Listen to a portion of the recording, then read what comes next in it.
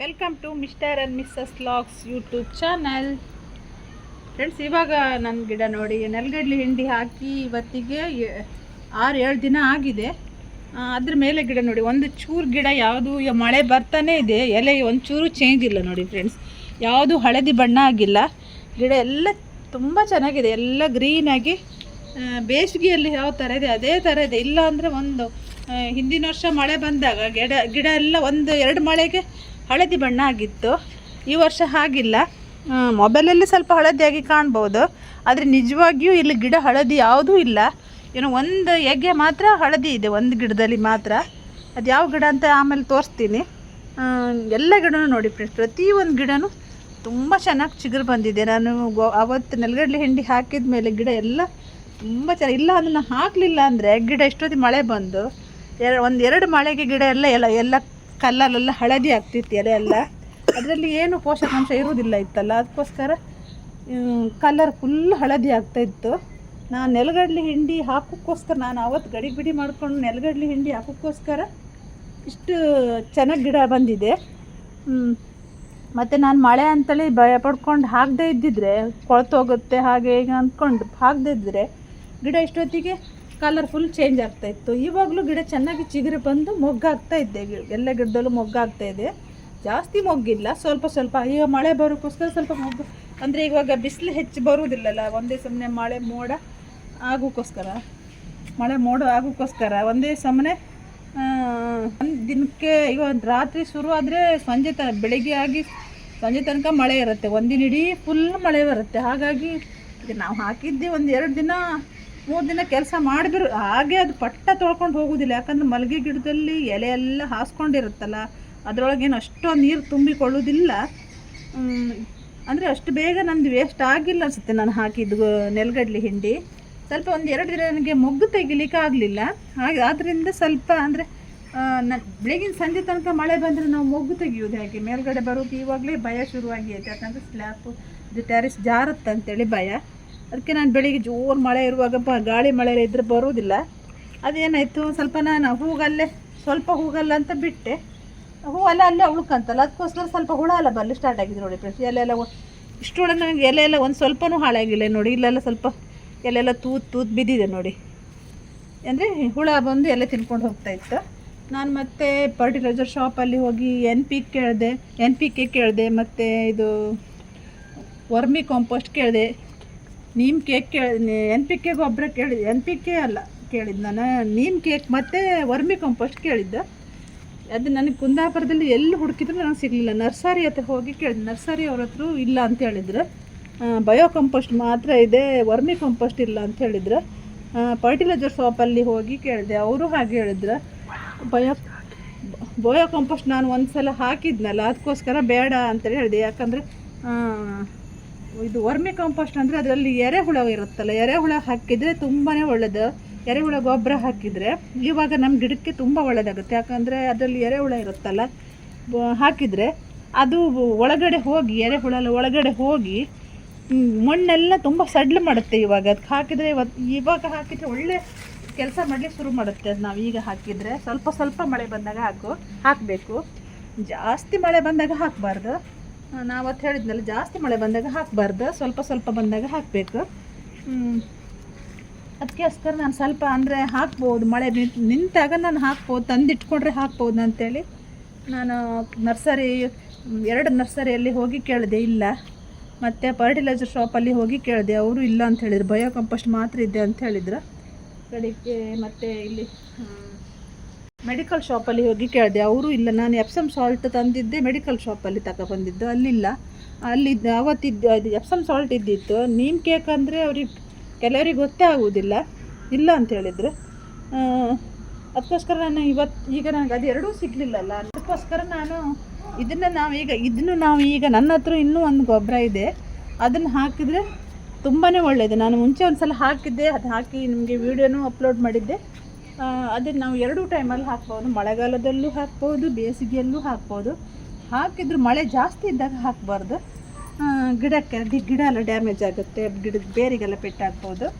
ಅದಕ್ಕೋಸ್ಕರ ಮಳೆ ಸ್ವಲ್ಪ ಕಮ್ಮಿ ಇದ್ದಾಗ 1-4-5 ಗಂಟೆ ಬಿಸಿಲು ಬಂದಾಗ ಅಷ್ಟೊತ್ತಲ್ಲಿ ಹಾಕಿದರೆ ಒಳ್ಳೆಯದು. ನೀರು ಹಾಕಬೇಕಂತೇಳಿ ಇಲ್ಲ. ಈಗ ನಾನು ಹಾಕುವುದಂದರೆ ನಾನು ಹಾಕೋ ಗೊಬ್ಬರ ಅಂದರೆ ನಾವು ಈಗ ಹಾಕೋ ಗೊಬ್ಬರ ಒಂದು ಹೂಕ್ಕೆ 2 ಡಬ್ಬಲ್ ಆಗುವಂಥ ಅದು ಫರ್ಟಿಲೈಸರು. ಅದು ಆ ಫರ್ಟಿಲೈಸರ್ ಹಾಕಿದರೆ, ಇದು ಸಾಮಾನ್ಯವಾಗಿ ಅದು NPK ಗೊಬ್ಬರ. ಅದು ಹಾಕಿದರೆ ಗಿಡ ಗ್ರೋತ್ ಮತ್ತು ಹೂ ಬರೋಕ್ಕೆ ಸಹ ಹೆಲ್ಪ್ ಮಾಡುತ್ತೆ ಅದು, ಆ ಗೊಬ್ಬರ ಹಾಕಿದರೆ.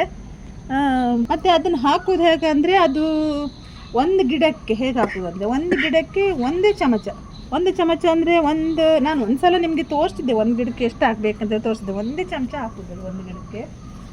ಚಿಕ್ಕ ಗಿಡ ಆದರೆ ಒಂದು ಅರ್ಧ ಸ್ಪೂನು, ದೊಡ್ಡ ಗಿಡ ಆದರೆ 1 ಸ್ಪೂನ್ ಹಾಕಬೇಕು.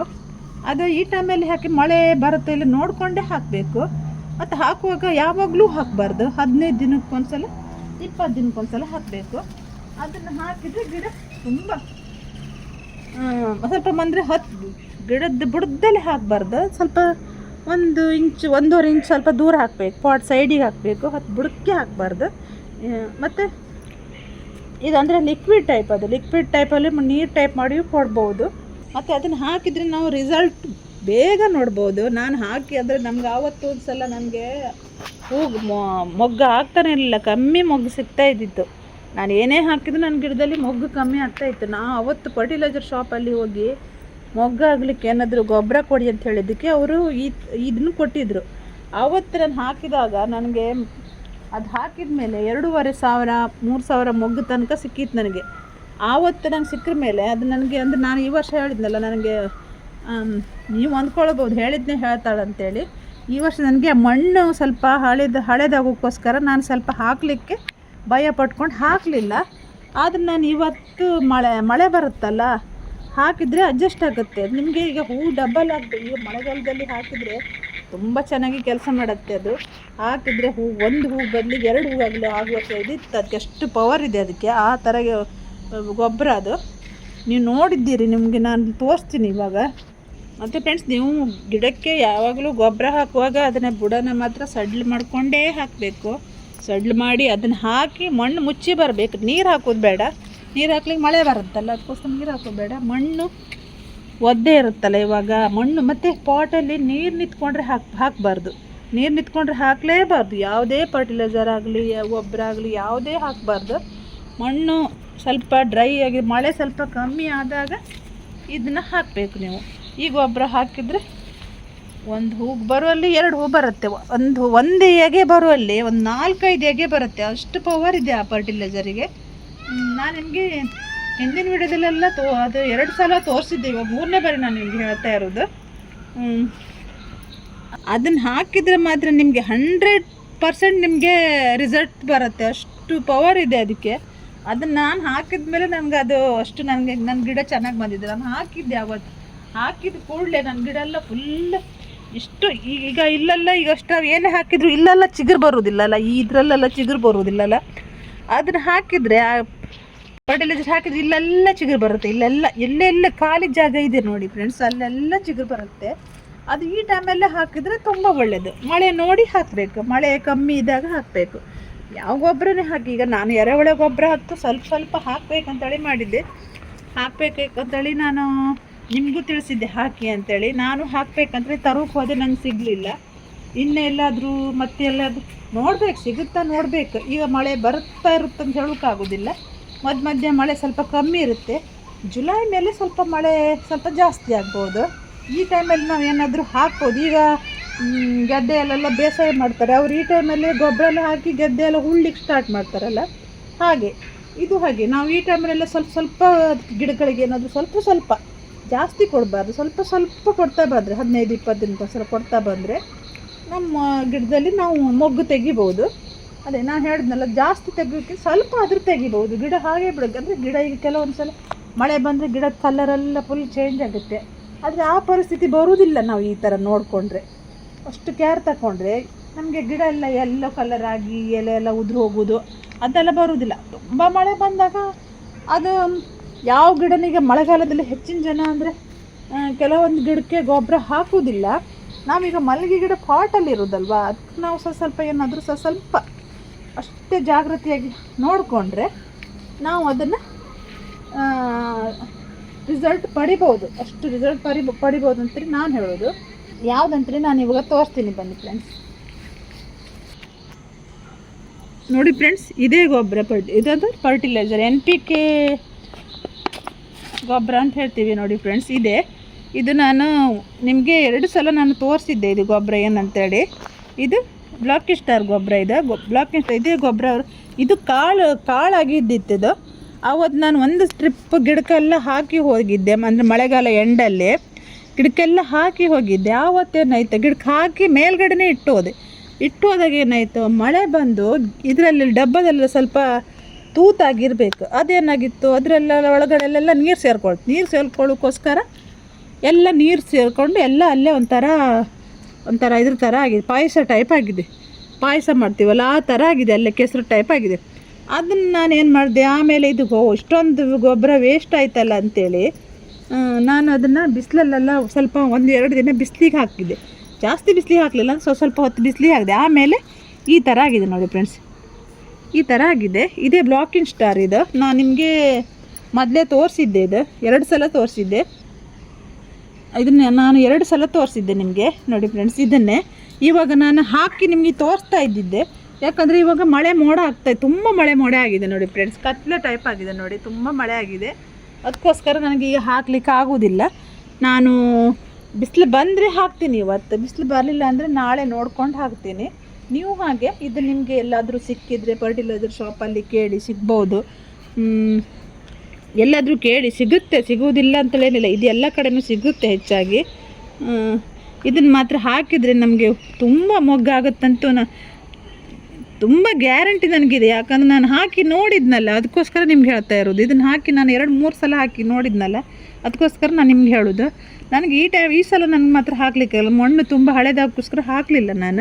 ನಾನು ಹಾಕಿದ ನೀರೆಲ್ಲ ಸಾಕಾಗುತ್ತೋ ಇಲ್ವೋ ಅಂತೇಳಿ. ಅದು ಫಸ್ಟೊಂದು ಸಲ ಗಿಡ ಸುಡುಮಣ್ಣೆಲ್ಲ ಹಾಕಿ ಗಿಡ ಸುಟ್ಟೋಗಿತ್ತಲ್ಲ, ಅದಕ್ಕೋಸ್ಕರ ಇದು ಹಾಕಲಿಲ್ಲ.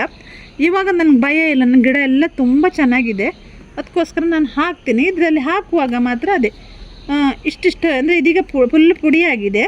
ಕಾಳಾದರೆ ನಿಮಗೆ ಹಾಕಲಿಕ್ಕೆ ಸುಲಭ ಆಗುತ್ತೆ, ಇದು ಸ್ವಲ್ಪ ಕಷ್ಟ ಆಗ್ಬೋದು. ಇದು ಒಂದೊಂದು ಸ್ಪೂನ ಸೈಡಿಗೆ ಹಾಕಿದರೆ ಇದು ಬೇಗ ನೀರಿಗೆ ಸೇರಿಕೊಳ್ಳುತ್ತೆ. ಅದು ಅಂದರೆ ನಾವು ಕಾಳು ಟೈಪ್ ಇದ್ದರೆ ಒಂದು 3-4 ದಿನ ಆದರೂ ಕರ್ಗಿ ಹೋಗಲಿಕ್ಕೆ. ಇದು ಬೇಗ ಮಣ್ಣಿಗೆ ಸೇರಿಕೊಳ್ಳುತ್ತೆ, ಪುಡಿಯಾಗಿದೆ ಇದು ನಾನು ನಾಳೆ ಬೆಳಿಗ್ಗೆ ನಾನು ಹಾಕ್ತೀನಿ. ಮತ್ತು ಫ್ರೆಂಡ್ಸ್, ನಾನು ಇದನ್ನು ಈಗ ನೀವೆಲ್ಲ ಹೆಚ್ಚಿನ ಜನ ಇದನ್ನು ನೋಡಿ ಎಲ್ಲರಿಗೂ ಗೊತ್ತಾಗಿರ್ಬೋದು. ಇದೀಗ ನಮ್ಮ ವಿಡಿಯೋ ಇನ್ನೂ ಹೆಚ್ಚಿನ ಜನ ಹೊಸದಾಗಿ ನೋಡ್ತಾರೆ, ಅವರಿಗೂ ಸ್ವಲ್ಪ ಇದು ಗೊತ್ತಾಗಲಿ ಅಂತೇಳಿ ನಾನು ವಿಡಿಯೋ ಮಾಡಿದ್ದೆ. ಮತ್ತು ನೀವು ಪದೇ ಇದನ್ನು ತೋರಿಸ್ತೀರಾ ಅಂತೇಳಿ ಅಂದ್ಕೊಳ್ಬೇಡಿ. ಇದನ್ನು ಹಾಕಿದರೆ ಎಲ್ಲರಿಗೂ, ಎಲ್ಲ ಮಲ್ಲಿಗೆ ಗಿಡ ಬೆಳೆಸಿದವರಿಗೆ ಎಲ್ಲರಿಗೂ ಒಳ್ಳೆಯದಿದ್ದು ಹಾಕಿದರೆ ಯಾವ ಸಮಸ್ಯೆನೇ ಆಗೋದಿಲ್ಲ. ಹಾಕುವಾಗ ನೀವು ಹುಷಾರಾಗಿ ಹಾಕಿದರೆ ಗಿಡಕ್ಕೆ ಯಾವ ಪ್ರಾಬ್ಲಮ್ಮು ಆಗುವುದಿಲ್ಲ. ಅದಕ್ಕೋಸ್ಕರ ನಾನು ಇದನ್ನು ಹೇಳ್ತಾ ಇರೋದು. ಇಷ್ಟು ಮಾಡಿದರೆ ಗಿಡ ಮಾತ್ರ ಮಳೆಗಾಲದಲ್ಲಿ ನಾವು ಸ್ವಲ್ಪ ಗಿಡನ ಚೆನ್ನಾಗಿ ಇಟ್ಕೊಳ್ಬೋದು, ಆದರೆ ಮೊಗ್ಗು ಹಾಗೆ ಸ್ವಲ್ಪ ತೆಗಿಬೋದು. ಮತ್ತು ಫ್ರೆಂಡ್ಸ್, ಇವಾಗ ಕೆಳಗೆ ಹೋಗ್ತೀವಿ. ಯಾಕಂದರೆ ಈಗ ನಾವು ಮಳೆ ಬಂತಂದರೆ ನಮ್ಮ ಟೆರಿಸ್ ಮೆಟ್ಲು ಜಾರ್ಲಿಕ್ಕೆ ಸ್ಟಾರ್ಟ್ ಆಗುತ್ತೆ. ಅದಕ್ಕೆ ಮಳೆ ಬಂದರೆ ನಮ್ಗೆ ಹೋಗಲಿಕ್ಕೆ ಭಯ ಆಗುತ್ತೆ. ಅದಕ್ಕೋಸ್ಕರ ನಾನು ಇವತ್ತಿನ ವಿಡಿಯೋ ಇಲ್ಲಿಗೆ ಮುಗಿಸ್ತಾ ಇದ್ದೀನಿ. ಇವತ್ತಿನ ವಿಡಿಯೋ ಇಷ್ಟ ಆದರೆ ಲೈಕ್ ಮಾಡಿ, ಶೇರ್ ಮಾಡಿ, ಕಮೆಂಟ್ ಮಾಡಿ, ಸಬ್ಸ್ಕ್ರೈಬ್ ಮಾಡಿ. Bye friends.